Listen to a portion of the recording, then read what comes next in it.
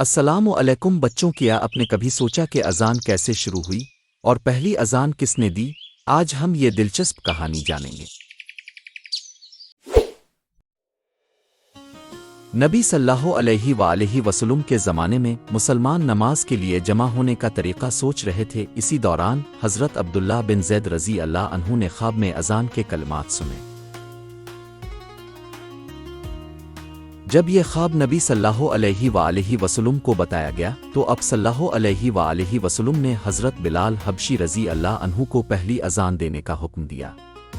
حضرت بلال کی آواز بہت خوبصورت تھی اور مدینہ کی فضاؤں میں پہلی اذان گونج اٹھی۔ جب پہلی اذان دی گئی تو مدینہ کے لوگ حیران اور خوش ہوئے۔ سب نے دل سے اذان کے کلمات سنے اور نماز کے لیے مسجد کی طرف دوڑ پڑے۔ آج بھی اذان ہمیں 5 وقت اللہ کی طرف بلاتی ہے۔ یہ صرف نماز کی پکار نہیں بلکہ ایمان کی علامت ہے۔ بچوں، اذان سن کر ہمیشہ جواب دو اور نماز کے لیے تیار ہو جاؤ۔